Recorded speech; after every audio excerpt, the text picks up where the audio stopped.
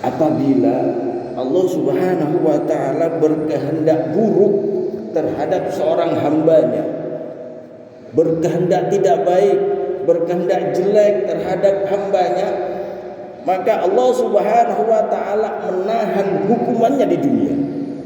Ada pembiaran dari Allah Subhanahu wa taala. Padahal hari-harinya melanggar aturan Allah Subhanahu wa taala.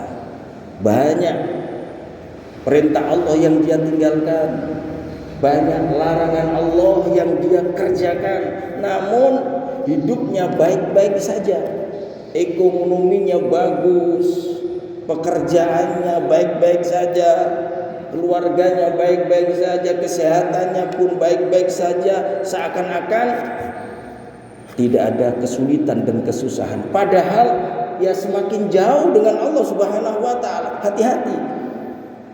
Ini ada pembiaran dari Allah Subhanahu wa taala.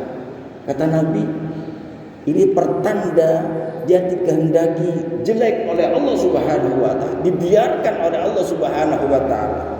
Sampai kapan? Hatta yuwafiya bi yaumil qiyamah. Sampai nunggu dia mati, setelah mati disempurnakan siksaan Allah Subhanahu wa taala. Assalamualaikum warahmatullahi wabarakatuh. Selamat datang di channel Media Dakwah SD Aju. Selamat mengikuti kajian ini. Semoga mendapatkan tambahan ilmu dan mendapat keberkahan. Amin ya rabbal alamin. 3 tanda seseorang itu dikehendaki baik oleh Allah Subhanahu wa taala. Yang dimaksud dikehendaki baik oleh Allah Subhanahu wa taala adalah insyaallah mati dalam keadaan husnul khotimah dan masuk surga tanpa merasakan siksa di neraka. Siapakah sajakah orang-orang yang dikehendaki baik oleh Allah Subhanahu wa taala tersebut? Yang pertama adalah orang yang diberi pemahaman tentang agama oleh Allah Subhanahu wa taala. Sebagaimana hal ini disabdakan oleh Rasulullah sallallahu alaihi wasallam, "Man yuridillahu bi khairan yufaqihu fiddin." Barang siapa yang dikehendaki baik oleh Allah Subhanahu wa taala, yufaqihu fiddin, maka Allah Subhanahu wa taala menjadikan orang tersebut paham terhadap agama, ngerti terhadap agama. Yang pertama, kata para ulama, ini adalah mereka orang-orang yang alim dalam agama. Para ulama. Ada pendapat lagi, yaitu orang yang bertambah hari, bertambah minggu, bertambah bulan, dan bertambah tahun, ilmu agamanya semakin bertambah dan bertambah. Artinya semakin bertambah umurnya, semakin semangat mencari ilmu agama Allah Subhanahu wa taala. Jadi pertama, orang yang dikehendaki baik adalah orang yang difahamkan, dingertikan tentang agama oleh Allah Subhanahu wa taala. Bukan bertambah hari, bertambah minggu, bertambah bulan, bertambah tahun, bertambah dalam hartanya, bertambah dalam kekayaannya. Bukan itu yang dimaksud. Dan yang kedua, orang yang dikehendaki baik oleh Allah Subhanahu wa taala adalah orang yang sedang ditimpa musibah, sedang ditimpa bencana, sedang ditimpa bala, sedang diuji, dicoba oleh Allah Subhanahu wa taala, baik dari ekonominya ataupun dari kesehatannya. Ditimpa musibah sehingga ia merasakan kesusahan dalam hidupnya. Dalam hal ini Rasulullah sallallahu alaihi wasallam bersabda, "Idza aradallahu bi'abdihi al-khair ajjala lahu al-uqubata fid dunya." Jika Allah Subhanahu wa taala menghendaki baik terhadap seorang hambanya, maka Allah Subhanahu wa taala mempercepat ukubah, mempercepat hukuman Allah terhadap hambanya tersebut di dunia. Mengapa seorang hambanya tersebut dihukum oleh Allah Subhanahu wa taala di dunia? Karena saking banyaknya dosa,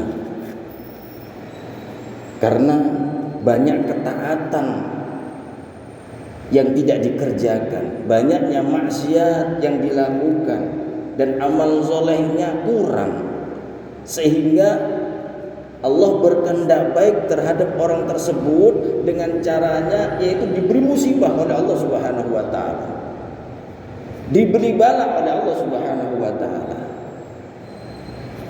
Pekerjaannya ternyata diberi kebangkrutan dalam usahanya, tubuhnya diberi sakit oleh Allah Subhanahu wa taala, sehingga ia merasakan kesulitan, kesusahan.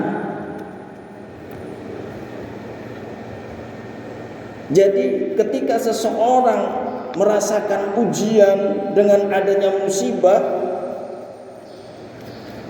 yakinlah kalau orang tersebut adalah orang yang beriman kepada Allah Subhanahu wa taala, berarti ia masih disayang oleh Allah Subhanahu wa taala dan Allah berkehendak baik terhadap orang tersebut. Bersabarlah. Kemudian bagaimana kita melepaskan musibah tersebut agar kita tidak terus-menerus diuji musibah oleh Allah Subhanahu wa taala? Kata para ulama, tidak ada lagi caranya kecuali bertaubat kepada Allah Subhanahu wa taala, berhenti dari kemaksiatan yang kita kerjakan, kemudian menyesali segala kemaksiatan yang pernah kita lakukan, dan berazam, bertekad bulat, berkeinginan kuat untuk tidak mengulang lagi kemaksiatan yang pernah kita kerjakan. Dan kalaupun ada hak orang yang pernah kita dolimi, maka kita minta ridhonya, kita minta halalnya, kita kembalikan hak orang yang pernah kita dolimi. Apabila itu sudah kita kerjakan dengan istiqomah, insya Allah hukuman dari Allah Subhanahu wa taala akan dihentikan. Jamaah dimuliakan Allah Subhanahu wa taala, kata Nabi lagi, wa idza aradallahu syarr amsaka anhu bidambih hatta yuwafiya bi yaumil qiyamah. Apabila Allah Subhanahu wa taala berkehendak buruk terhadap seorang hambanya, berkehendak tidak baik, berkehendak jelek terhadap hambanya, maka Allah Subhanahu wa taala menahan hukumannya di dunia. Ada pembiaran dari Allah Subhanahu wa taala. Padahal hari-harinya melanggar aturan Allah Subhanahu wa taala. Banyak perintah Allah yang dia tinggalkan, banyak larangan Allah yang dia kerjakan, namun hidupnya baik-baik saja.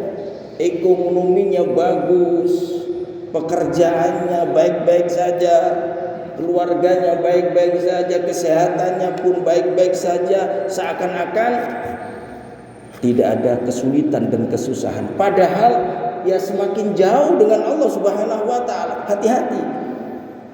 Ini ada pembiaran dari Allah Subhanahu wa taala.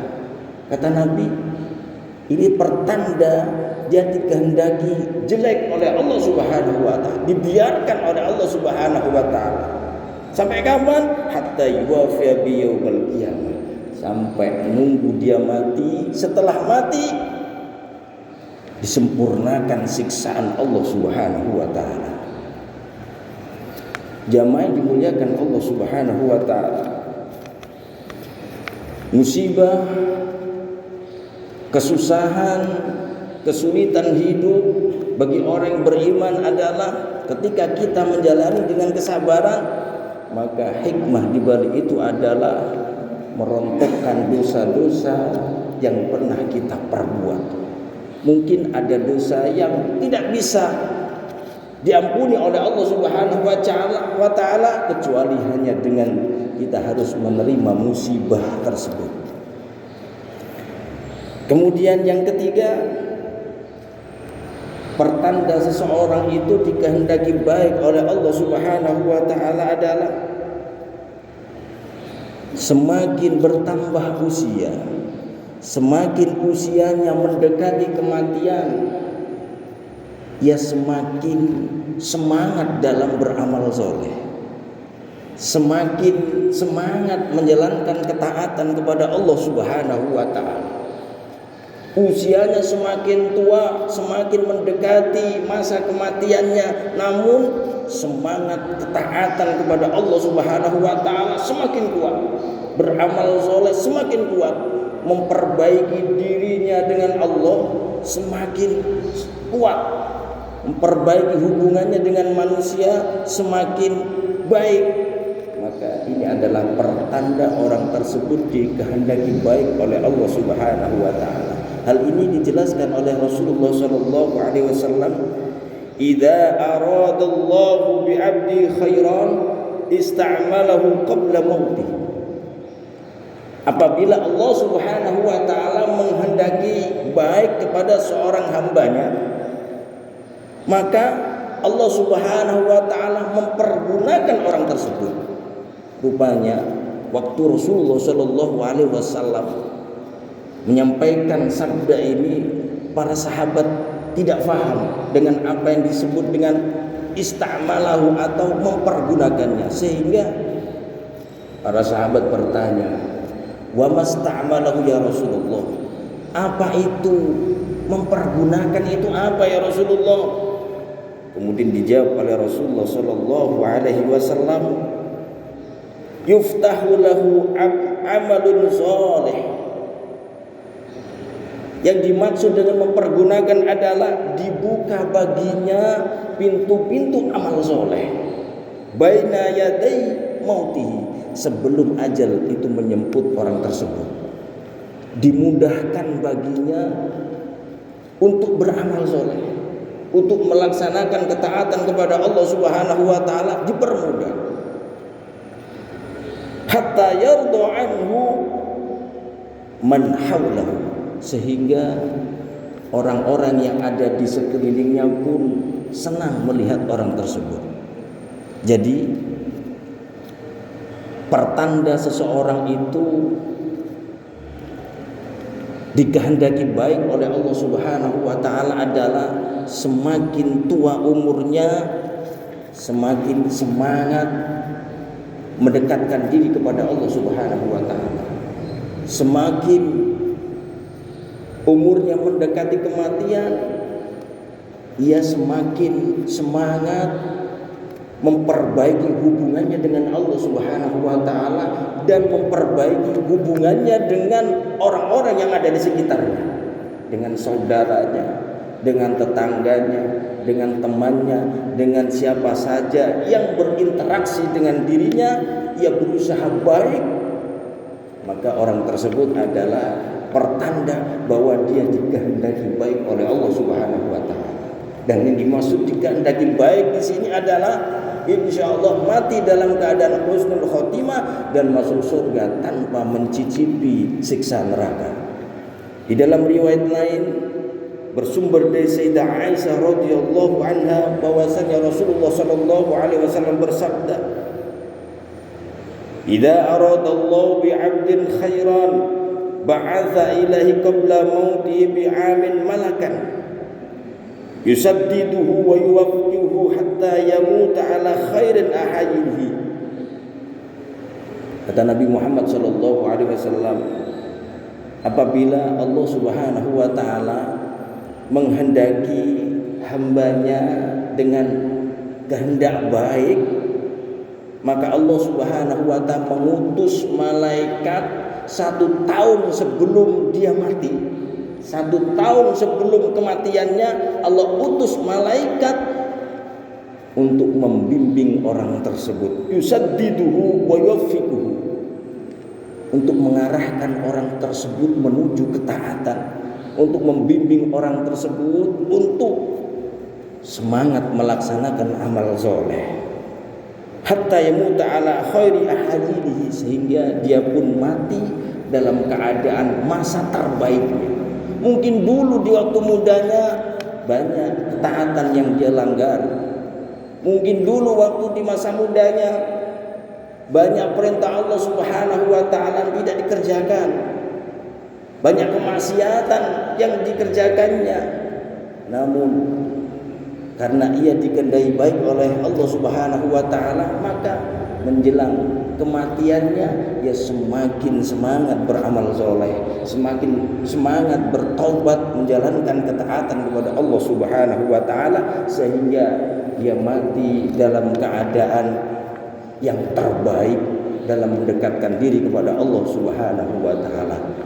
Akhirnya kita berharap dan bermohon kepada Allah Subhanahu wa ta'ala, mudah-mudahan bertambahnya usia kita dibimbing oleh Allah Subhanahu wa ta'ala untuk terus-menerus taat kepada Allah, semakin takut menjalankan kemaksiatan, semakin semangat menjalankan ibadah kepada Allah Subhanahu wa ta'ala, dan semakin semangat melaksanakan amal soleh. Amin ya rabbal alamin. Bismillahirrahmanirrahim. Allahumma salli wa sallim ala sayyidina Muhammad. Alhamdulillahi rabbil alamin.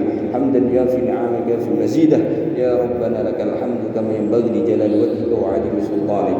Allahumma salli ala sayyidina Muhammadin salatan tunjina biha min jami'il ahwali wal afat, wa taqdilana biha jami'al hajat, wa tutahhiruna biha min jami'is sayyi'at, tarfa'una biha indaka 'ala darajat, wa tuballighuna bi aqsal ghayat min jamil khairati fil hayati wa ba'da al mamat, wa 'ala alihi wa sahbihi wa sallim tasliman katsira.